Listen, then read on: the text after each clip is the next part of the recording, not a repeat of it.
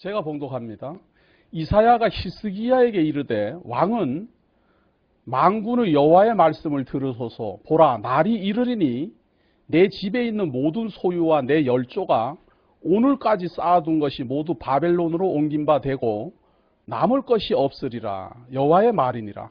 또 내게서 날 자손 중에서 몇이 사로잡혀 바벨론 왕궁의 환관이 되리라 하셨나이다. 히스기야가 이사야에게 이르되 당신의 이른바 여호와의 말씀이 좋소이다. 또 가로되 나의 생전에는 평안과 경감이 있으리로다 하니라. 지금 방금 이제 읽어드린 이 이사야서 39장 5절의 내용은요, 지금 제가 나눠드린 이 도표, 이 도표에 보시면 끝에서 하나, 둘, 세 번째 그 히스기야 이렇게 써 있죠. 히스기야 남쪽 유다. 그 히스기야 715년입니다. 715년경의 기록이에요. 제가 지금 읽어드린 것이 주전 715년입니다.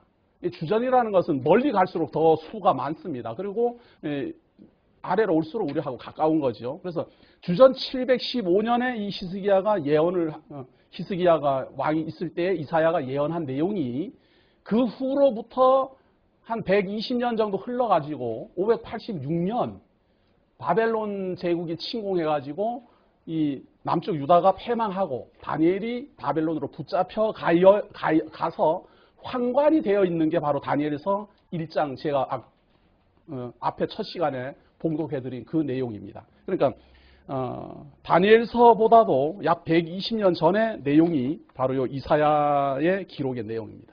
자, 그런데 이사야서를 통해서 하나님이 이 예언을 하실 때 이 놀라운 것이 무엇인가 하면요, 이사야서를 통해서 약 120년 전에 이 바벨론 제국의 망하기 이전에 이 바벨론이라는 나라는 형편없이 작은 나라였어요. 이 히스기야 왕에게 하나님이 이 예언을 할 때 말이에요. 120년 전에 지금 바벨론에게 붙잡혀 갈 것이다. 그리고 거기 가서 그 왕의 자식들이 거기에서 환관이 될 것이다 하는 이러한 예언을 할 때 정작 바벨론이라는 나라는요, 유다 나라보다도 결코 크지 않은 그런 소국이었어요.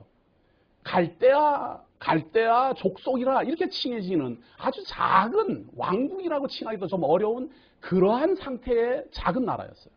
그래서 이때 당시에 이 바벨론은 사실은 바벨론이라는 말을 쓰지 않았어요. 갈대아 민족들, 갈대아 족속 이렇게 칭해지는 사람들이 무리를 지었는데요. 이 사람들이 무슨 일을 했는가 하면 이때 당시에는 아수르 제국이 전체를 막 가장 강력한 나라였습니다. 아수르 제국이 가장 강력한 나라니까 이 아수르 제국을 대적을 하고 싶었던 거예요. 너무 핍박이 심하고 그 아수르 제국의 행포가 너무 심하니까 이 아수르 제국을 대적하기 위해서 연합군을 결성했습니다. 연합군을 결성하는데 자기네 힘들은 약하니까 연합군을 자꾸 결성하고 이제 결속시키기 위해서 사람들이 여럿이 이제 자꾸만 연합회를 구성하는데 그 중에 유다가 큰 힘을 발휘하는 나라인 거예요. 큰 힘을 발휘하고 또 히스기야 왕이 아수르 제국을 대적하는 왕이에요.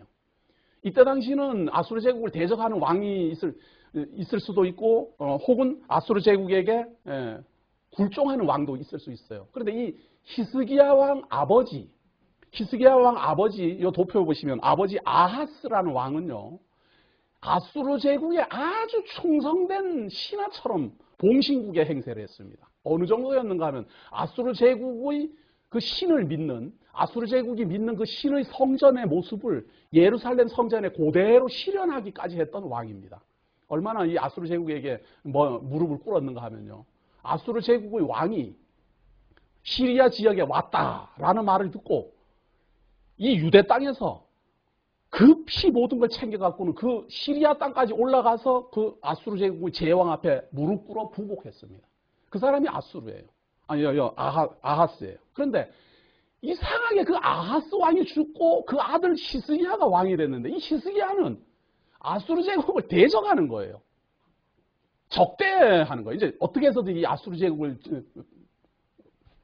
대적하고 이 아수르 제국을 어떻게 해서든 무너뜨리고 그런 일을 해야 되겠다. 이렇게 하다 보니까 작은 나라가 아수르 제국을 이렇게 대적을 삼아갖고 전쟁을 하려다 보니까 이 나라가 얼마나 참 단단하게 서로 뭉쳐야 되겠습니까? 이게 무기도 빈약하고 다 그래요. 그런 시대에 아수르 제국에서 그래서 히스기야가 말을 안 듣고 아버지하고는 다르게 대적한다라는 말을 듣고 공격을 또 하고 그러죠. 그렇게 아수르 제국의 공격에 들어올 때 주로 쓰는 방법이 아수르 제국의 공격 방법은 용서가 없어요. 들어가면 반드시 살육하거나 완전히 상계해서 멸절시킵니다. 남겨두질 않아요. 민족을 남겨두지 않는 게 아수르 제국의 이 전쟁 방법입니다. 그래서 공포로 속국을 다스리는 나라였기 때문에 그걸 반대하는 민족들이 이제 많이 이제 움직이는 그러한 시대인데 이 히스기야 왕이 얼마나 그 작은 요 왕국을 가지고 아수르 제국을 대적하기 위해서 얼마나 놀라운 일을 했는가 하면요. 아수르 제국 예루살렘 성을 뺑 둘러싸면 그 예루살렘 성에서 다 굶어 죽을 것 아니에요. 보통 포위작전, 옛날에 포위작전 하면 그렇게 하니까. 예루살렘을 뺑 둘러싸면 물이 가장 급해요, 물. 그래서 이 물이 가장 급하기 때문에 이 히스기야 시대에 물을 멀리서부터 끌어 들어왔어요. 그런데 끌어 들어오는 그 물을 성을 포위한 사람이 알면 안 되잖아요. 적군이 그걸 알면은 성 안으로 들어가는 그 물에다 독약 타버리면 뭐 다 죽는데 말이에요. 그러다 보니까 멀리서부터 물을 끌어오기는 끌어와야 되는데 성 안으로 물을 끌어오려고 하니까 적에게 들키지 않고 요단강에서부터 물을 끌어와야 되니까 요단강에서부터 이 예루살렘 성까지 지하로 땅굴을 파서 물을 끌어 들여옵니다. 옛날 고대 시대예요. 지금부터 2700년 전이에요. 2700년 전에 도구도 없어요. 도구도 없고 오직 이 망치 요거 곡괭이 요거만 가지고 두드리고 밑에서 시로 받고 그래서 두드려서 소리 이렇게 들어가지고 이 터널을 뚫은 거예요. 한번 생각해보세요. 요단강에 있는 물을 이렇게 끌어오려면은 이게 만약에 높으면 물이 오다가 멈출 것 아니에요. 이 저쪽보다 높으면. 그러니까 이게 비스듬하게 아주 요 경사가 비스듬하게 끝까지 예루살렘까지 와야 돼요. 지금도 그렇게 하기가 어렵습니다. 지금도. 근데 히스기야 왕 시대에 요단강에서부터 거기 예루살렘까지 그 수로를 만들었어요. 놀라운 기술입니다. 그렇게 해서 물이 이렇게 끌어 들어오는데 그 물이 여기 아주 경사가 얇기 때문에 천천히 흘러서 들어오죠. 그 물이 실로암입니다. 예수님이 소경에 눈을 뜨게 할 때 진흙을 발라서 실로암에 가서 씻어라 그렇게 하죠.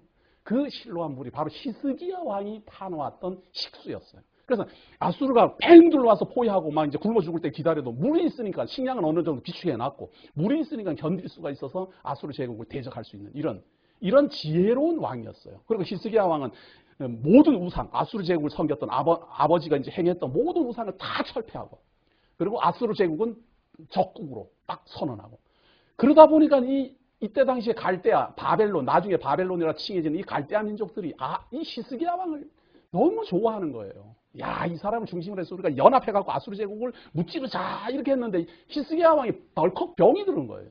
덜컥 병이 들어갖고 뭐 다 죽어간다는 소리 들으니까 야 이거 어떡하냐. 저 참 힘 있는 저 유다 왕이 이제 다 죽어가게 생겼다 그러니까 이거 어떡하냐 하고 이제 걱정들을 다 하는데 하나님께서 생명을 더 연장시켜서 히스기야가 병석에서 일어나게 됩니다.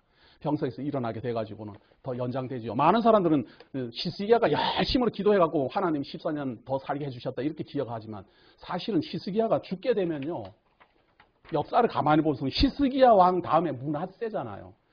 이 므낫세가 태어나지 않았어요.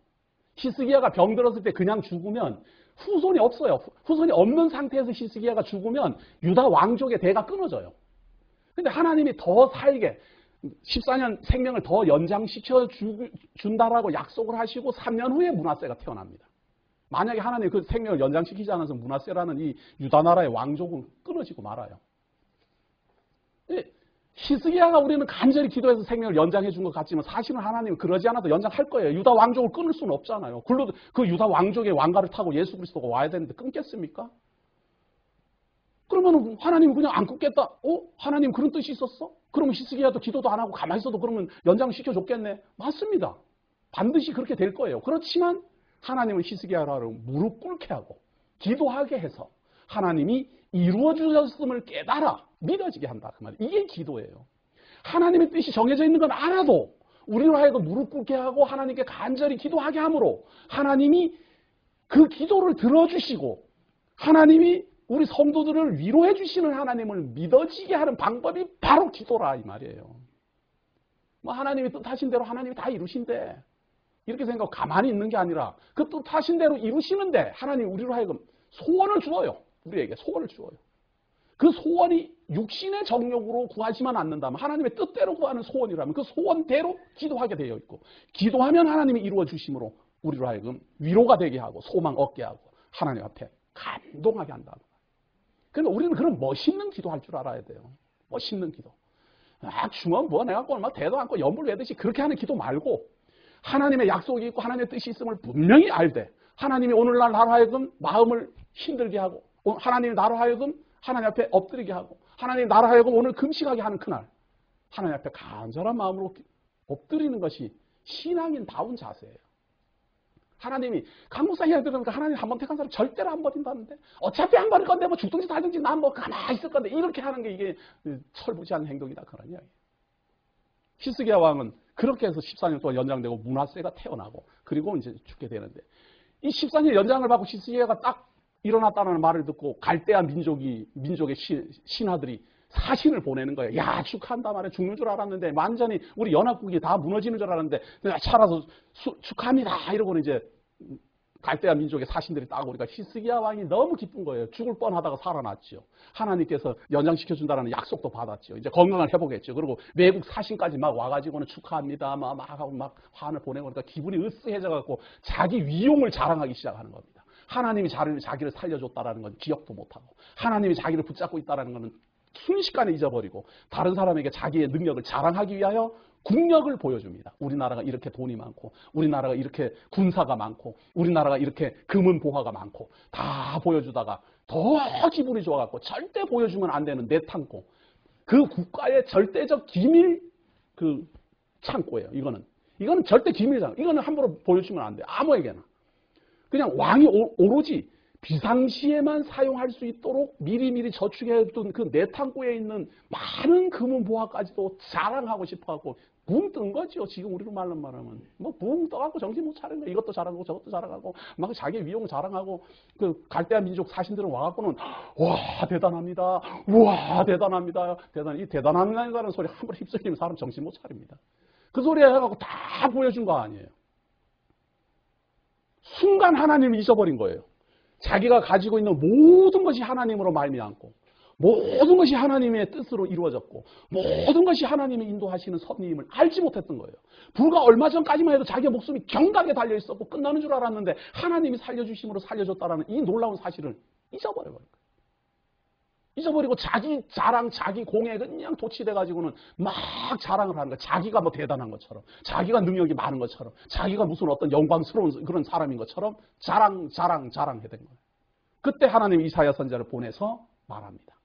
당신이 그렇게 자랑했던 그 갈대아 사신들, 그 바벨론 그 사람들이 조만간에 이 나라에 들어와서 당신이 보여주었던 그 내탕고에 있는 모든 보물들, 성전에 있는 모든 보물들 그거 다 가지고 자기네 나라로 가져가고 그것뿐만 아니라 당신의 후손, 왕족들 그 왕족들 중에서 어린 사람들은 데려다가 그 나라의 환관, 지금으로 말하면 우리나라에서는 환관을 그 내시라고 생각하지만 여기에서 말하는 환관은 비서예요. 왕을 도와주는 비서 일을 하는 사람 삼는다 이거예요. 우리가 생각하기에는 다른 나라 가서도 뭐 그래도 비서가 나면 좋겠지 이러지만 이스라엘 백성들은 그렇게 생각 안 했어요. 이스라엘 백성들은 다른 나라에 가서 아무리 고한 대작이 돼도 그걸 비참하게 생각했어요. 내가 이방 민족에게 와갖고 이렇게 부귀영화를 누린들 무엇하냐. 하나님의 백성들하고 함께 못하는 것을 상당히 마음 아파했어요. 그렇기 때문에 우리들하고는 개념이 달라요.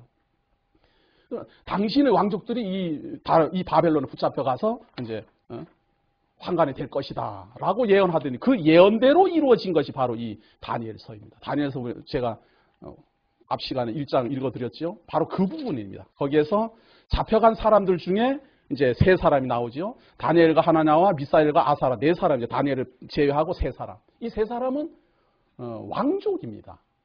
귀족이에요. 아주 잘생겼고 똑똑하고 이런 사람입니다. 유다 왕족들.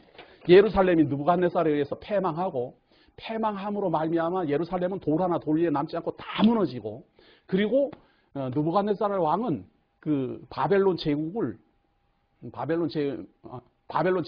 일으키면서 이 유대 나라를 철저히 붕괴시키기 위해서 돌 하나 돌에 남지 않게 다 무너뜨리고 포도나무 과수원을 만들어 버립니다.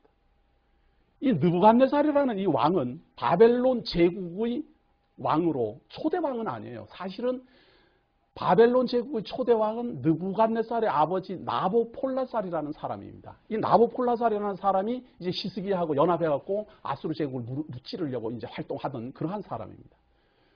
그런데 그걸 이제 뜻을 이루지 이제 못하고 기회만 보고 있다가 마침내 연합군을 결성해가지고 아수르 제국의 니느웨 성을 총공격합니다. 거기에 이 나보폴라살이 앞장서죠. 앞장서가지고 아수르 제국의 니느웨 성을 포위를 하고 불화살 공격으로 니느웨 성을 무너뜨립니다.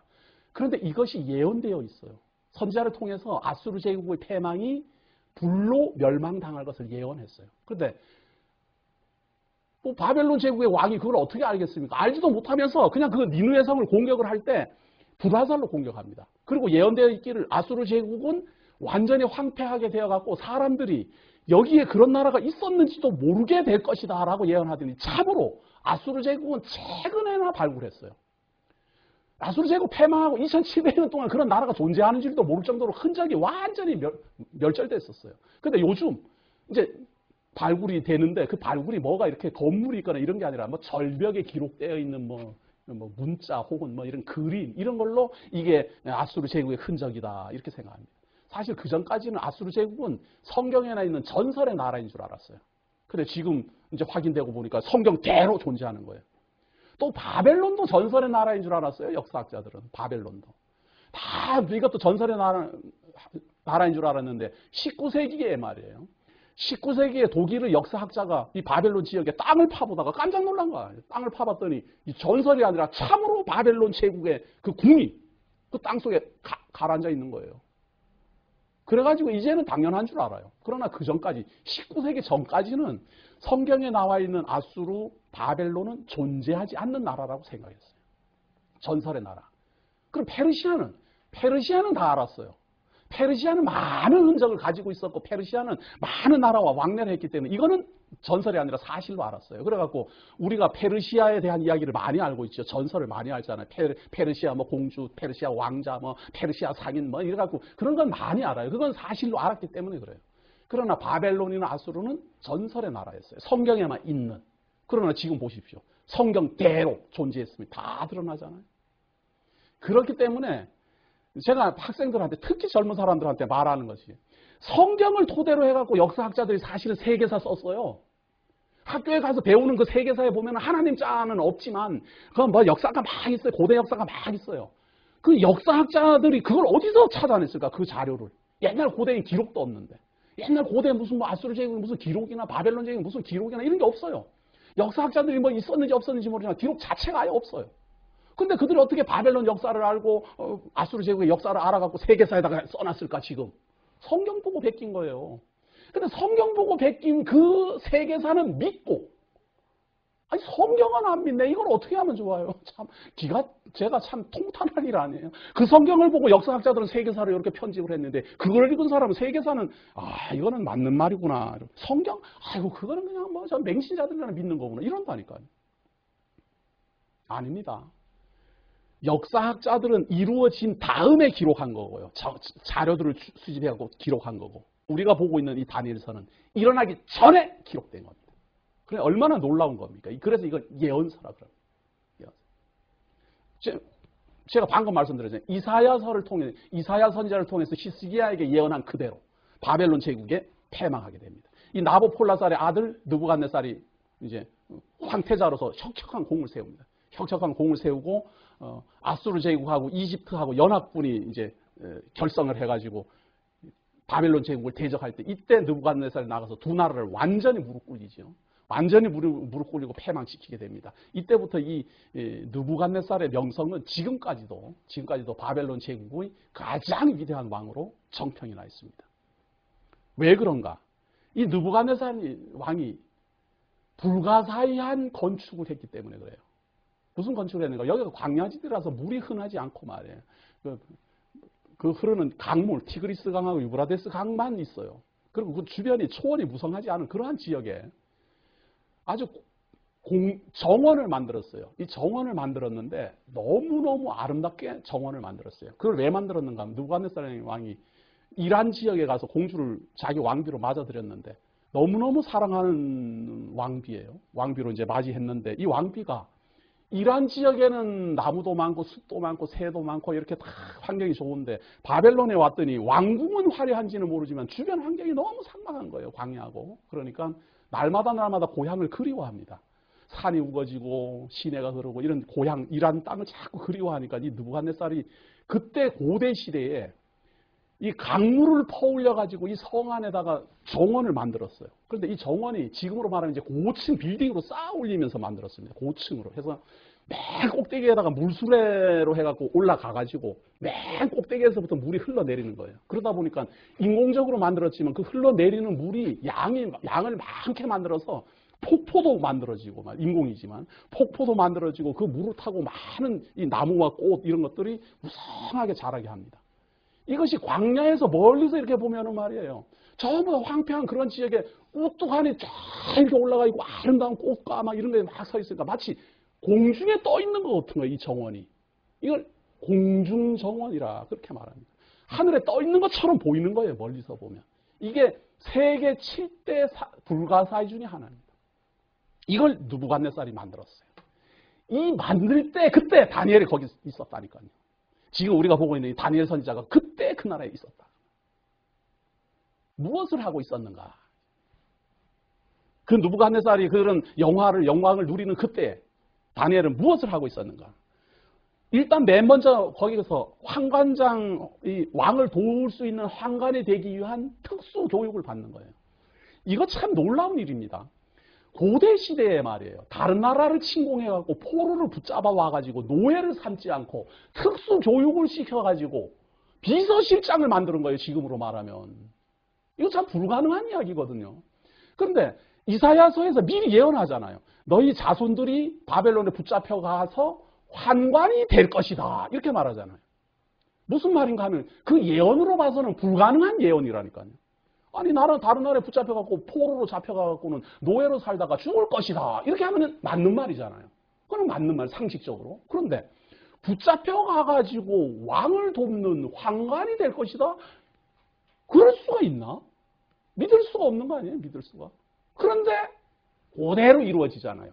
지금 우리가 다니엘서 보면은 뭐 다니엘은 왕의 진미를 안 먹었는데도 불구하고 뭐 얼굴이 뭐 밝고 뭐 어떻고 뭐 이런 내용들이 그것보다 더 중요한 게 다니엘이라는 사람이 바벨론에 포로로 잡혀가가지고 그 친구 3명하고 4명이 어떻게 이렇게 특수교육을 받을 수가 있을까? 이걸 봐야 된다 그 말이에요. 다른 나라 뭐 붙잡아갔는데 뭐 왕족이든 말든지 그건 뭔 상관이 있어요? 전부 다 노예나 시키고 몸종이나 삼고 말이죠. 뭐 저기 가서 뭐 물이나 길러오라고 그러고 뭐 이런 거나 시키면 그만이지. 그걸 뭐 데려다가 각종 언어를 가르쳐요. 야, 이렇게 붙잡혀가면 참 붙잡혀갈 만한 거 아니에요? 다른 나라 갈대아 언어를 가르쳐요. 쉽게 말해서 우리가 포로로 붙잡혀갖고 영어를 배워요. 그 나라 스페인어를 배우고, 야, 이거 돈 주고도 배우기 힘든 거 아니에요? 요즘 영어 배우려면 얼마나 힘듭니까? 돈 많이 들어요. 붙잡혀갖고 배우면 뭐 간단해요. 뭐 먹여주고. 그것도 왕의 진미로 먹여주고. 이런 걸 가만히 보면서, 그랬구나. 이렇게 보면 안 되고, 이사야서를 의식하고 보면, 야, 정말로 하나님이 이렇게 다니엘과 그 세 친구들을 말씀하신 대로 이루시기 위하여 하나님이 이렇게 사람들의 마음을 움직여가고 있구나. 그런데 그건 네 친구들이죠. 세 친구들 하니까 4명은 환관장 교육받는 사람들이, 환관장에서 교육받는 사람이 많은데 이 4명은 왕의 진미를 먹지 않겠다 그래요. 먹지 않겠다. 그거는 부정한 음식이다. 그래가지고 믿음의 절개를 지켰기 때문에 하나님이 그들로 다니엘로 하여금 얼굴을 더 아름답게 했다라고들 생각합니다. 다니엘이 믿음이 좋아하고 나는 여기 와갖고도 이방인의 음식은 나는 절대로 먹지 않을 거야. 하나님만 절대로 믿을 거야. 이렇게 믿음이 좋아가지고 하나님이 아이고 너 믿음이 기특하구나. 그래 왕의 진미를 먹지 않더라도 내가 너를 아름답게 만들어주마. 이렇게 한 것처럼 이해를 하고 또 그렇게 가르쳐요. 다니엘 펼쳐들면 다니엘의 신앙을 본받아, 다니엘의 믿음을 본받아 이 야단이죠. 지금부터 시각을 바꾸십시오. 어떻게?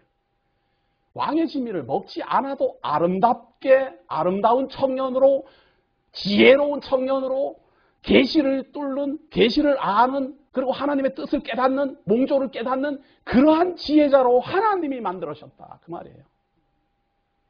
먹는 것이 아름답게 만드는 게 아니라 하나님이 보호하심으로 그렇게 됐다. 어디에서? 포로 잡혀 가서도 그렇다. 왕의 진미를 안 먹어도 그렇다 그 말이에요. 그것으로만 끝나는 게 아니라 지혜롭게 해갖고 잘 배우게 하고 똑똑하게 하고 그래갖고 많은 사람이 같이 훈련받지만 이 내 친구가 가장 똑똑해요. 믿음이 좋아가고 똑똑해진 게 아니라 하나님이 그들로 하여금 똑똑하게 해서 믿음이 좋아졌다 그 말이에요.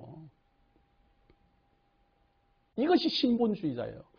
다니엘이 믿음이 좋은 게 아니라 하나님이 그 다니엘로 하여금 모든 몽조를 깨닫게 하는 지혜를 주시고 하나님을 믿는 그런 신앙심을 주셔서 모든 환경이 이방 민족들이 있고 모든 환경이 참 제국의 그 우상 숭배가 가득한 그런 지역에서도 하나님을 믿을 수 있는 굳건한 믿음을 지킬 수 있었다 이런 이야기다. 바꿔 말하면 우리도 마찬가지예요. 지금 이렇게 많은 쾌락, 많은 문화, 많은 즐거움들이 가득한 이 세상에 살면서도 어떻게 생각하면 참 초라하게 그지없는 어떻게 생각하면 우리가 왜 이러고 있는지도 모르는 이러한 장소에서 하나님이 어떠한 분인가, 이 하나님이 어떠한 분인가, 하나님이 어떻게 말씀하시고 어떻게 이루어 가시는가를 우리가 자꾸 배우고 깨달아가고 있다는 사실입니다. 내가 그렇다라고 생각하지 마십시오. 하나님이 우리에게 그러한 마음을 주시고 그러한 장소를 주시고 하나님이 우리로 하여금 함께 하심으로 나타나는 결과입니다.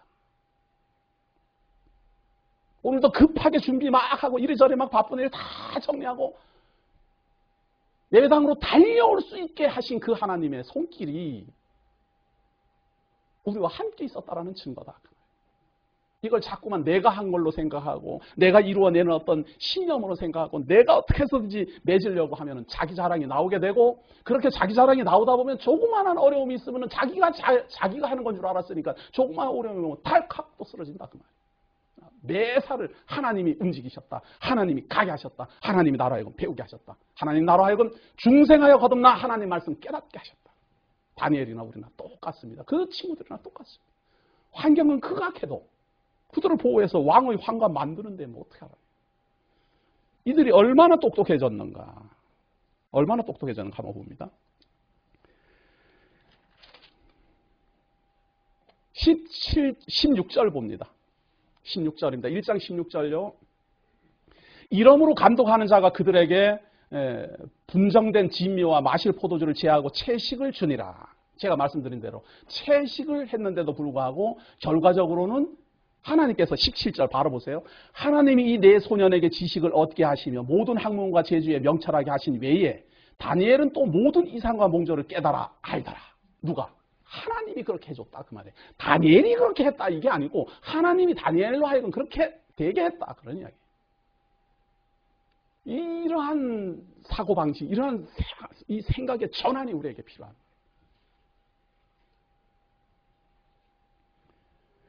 왕의 명한 바 그들을 불러 그를 기한이 찼으므로 환관장이 그들을 데리고 느부갓네살 앞으로 들어갔더니 왕이 그들과 말하여 보매 무리 중에 다니엘과 하나냐와 미사엘과 아사라와 같은 자 없으므로 그들로 왕 앞에 모시게 하고 왕이 그들에게 모든 일을 묻는 중에 그 지혜와 총명이 온 나라 박수와 술객보다 10배나 나은 줄을 아니라 다니엘은 고레스 원년까지 있으니라. 이 느부갓네살 왕 때로부터 시작해가지고 페르시아 제국의 초대 제왕 고레스 때까지 이 다니엘은 이 바벨론에 존재하게 된다. 결론까지 벌써 딱 내린 거죠. 이게 서론이에요. 다니엘이 어떻게 붙잡혀 왔다. 그가 어떻게 환관이 되었다. 환관이 되어서 언제까지 있었는가. 바벨론이 페르시아 제국에 멸망하고 그 페르시아 제국의 고레스 왕 때까지 다니엘은 여기에서 하나님의 선지자로 예언했다. 결과 이제 알았으면 됐네요. 결과만 알면 뭐합니까? 결론이 항상 내려놓죠.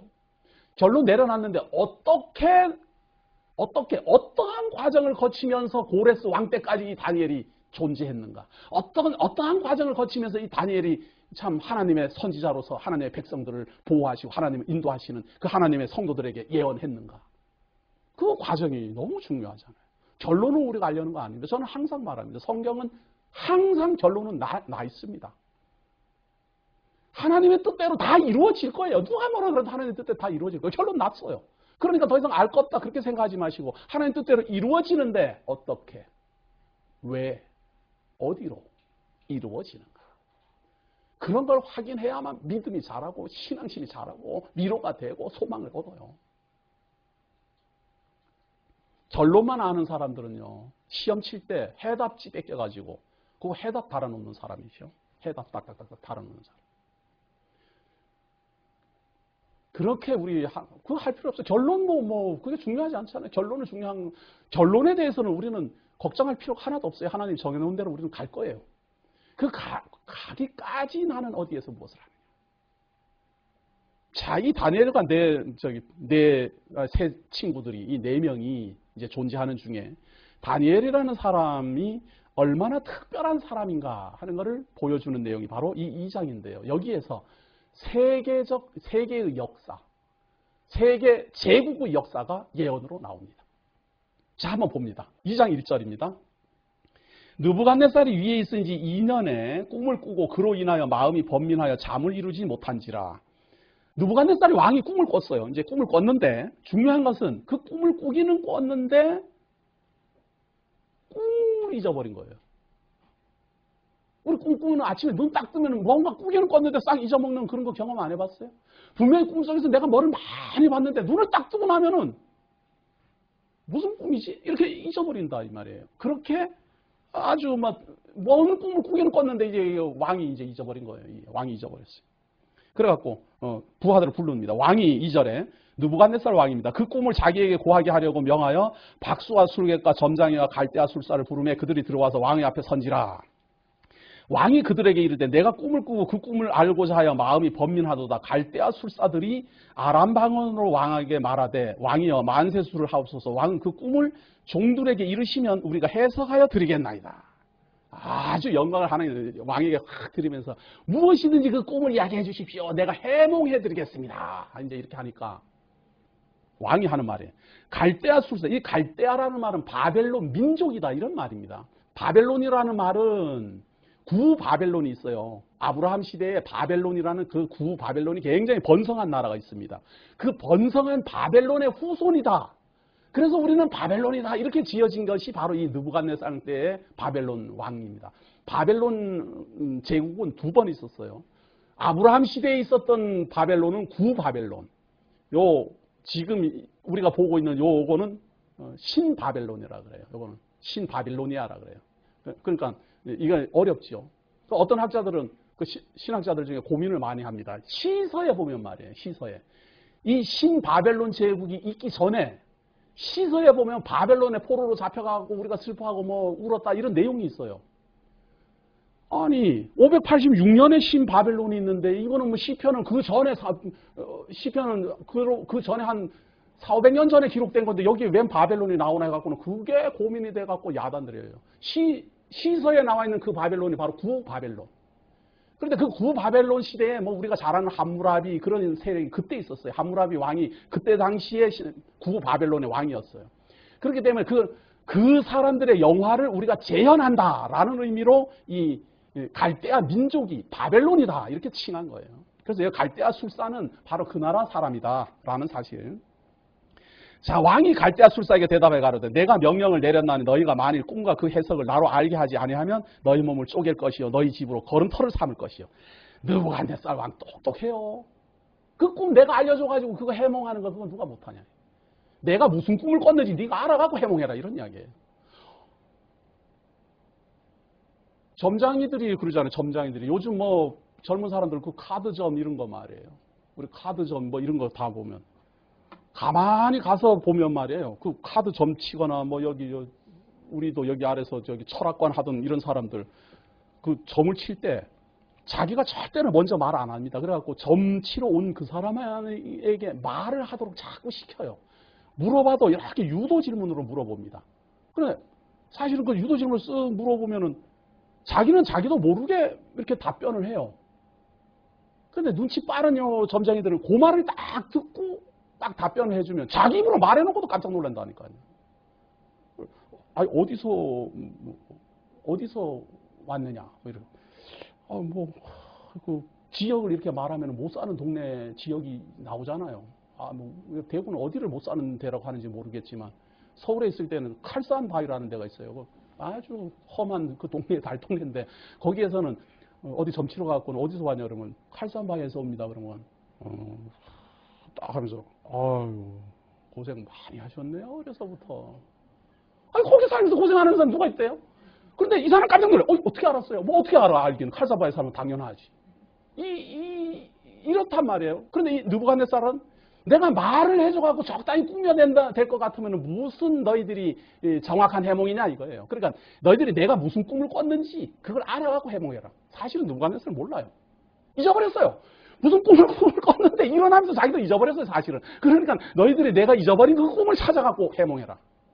야, 이 정도, 이런 사람이 참 제왕의 권세입니다. 이거 보세요. 그걸 모르면은 걸음터를 삼을 것이 그러니까 완전 멸절시키겠다 이런 이야기 아니에요. 왕권이 이 정도는 돼야지 할만하죠.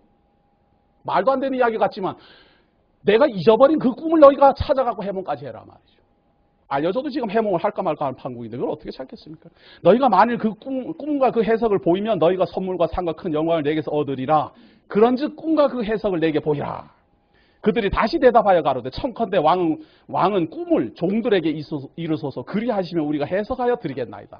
참 미칠 지경이죠. 제발 말 좀 해주십시오. 그러면 해석하겠습니다. 한 번 더 간청했어요. 이래 주거나 저래 주거나 마찬가지니까.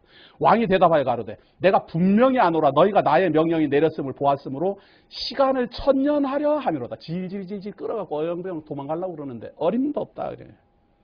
어림도 없다. 날짜를 이제 딱 정해갖고 그 기한 안에 너희들을 해석하지 못하면 너희들은 싹 멸절한다.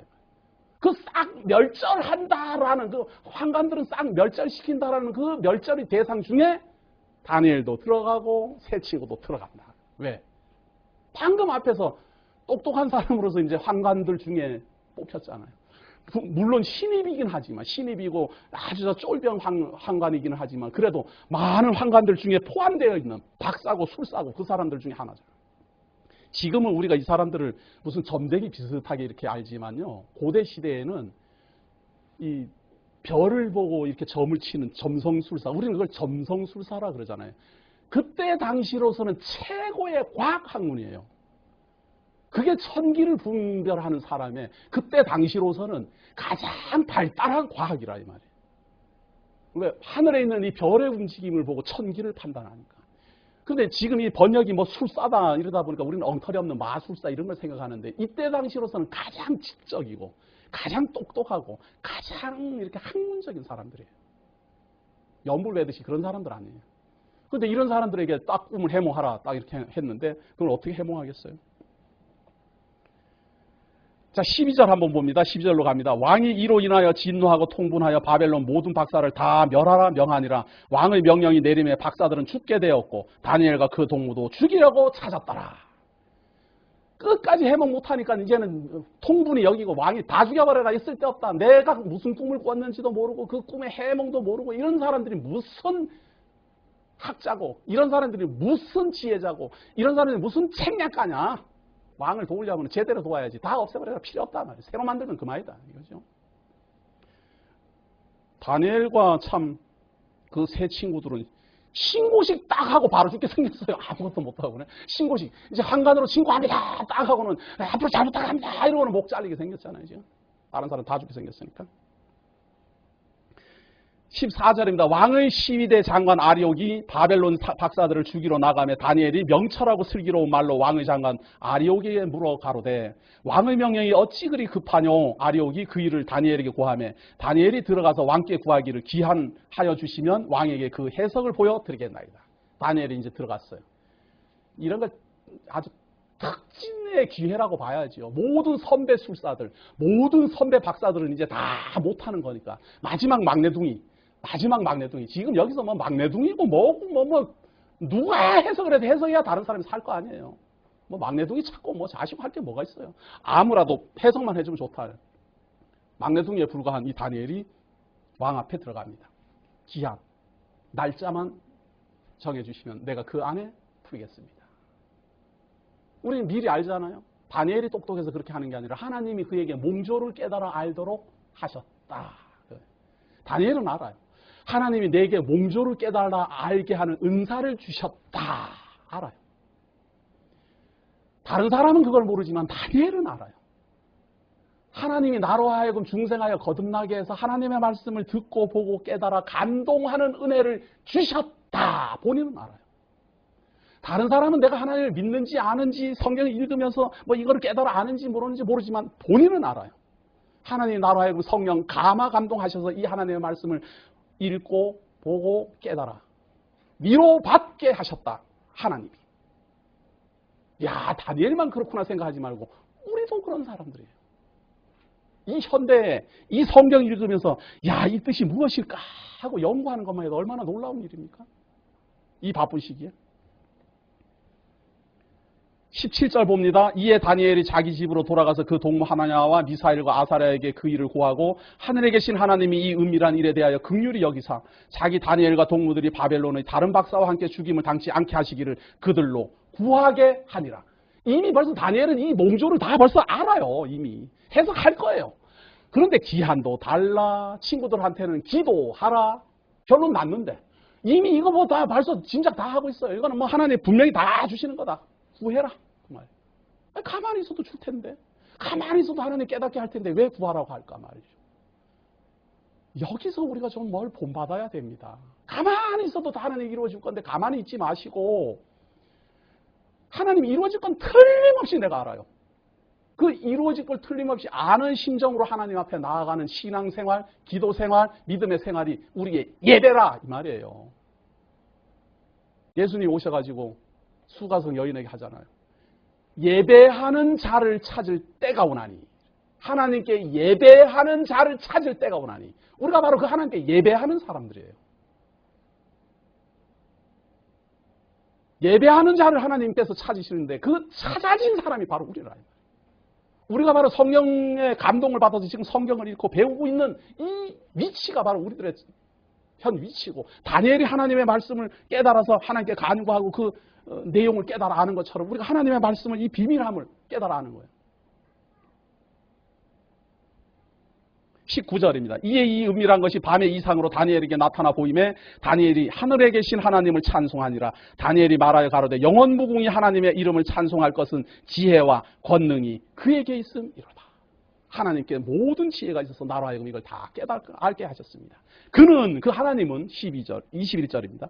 때와 기한을 변하시며 왕들을 패하시고 왕들을 세우시며 지혜자에게 지혜를 주시고 지식자에게 총명을 주시는도다. 그는 깊고 은밀한 일을 나타내시고 어두운 데 있는 것을 아시며 또 빛이 그와 함께 있도다. 이분이 바로 하나님입니다. 때와 기한을 변하시고 정하고 하나님 마음대로요.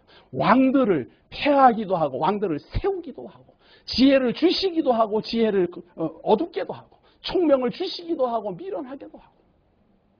하나님의 말씀이 보입니까? 하나님의 말씀이 감동스럽습니까?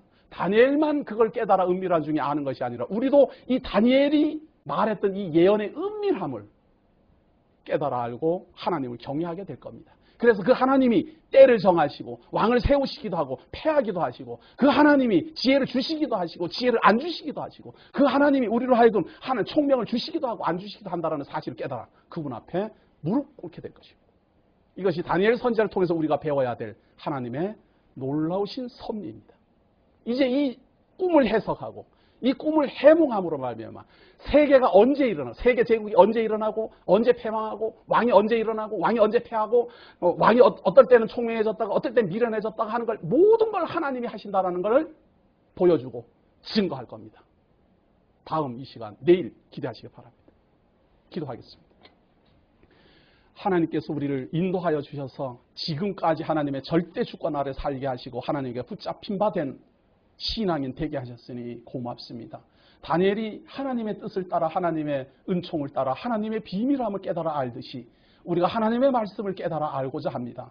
다니엘이 하나님의 뜻을 따라 하나님의 말씀을 기억나고 증거하고 예언하는 것처럼 하나님이 선지자를 통하여서 보여주시는 이 예언의 말씀을 우리가 확인하고 듣고 보고 증거하고자 합니다. 시간 주어지는 모든 시간들 속에서 하나님의 그 섭리가 그 예언의 성취가 하나님의 그 뜻이 우리들에게 밝히 알게 하여 주시고 하나님을 영원토록 경외하는 아름다운 성도로 자랄 수 있도록 지키고 인도하여 주옵소서.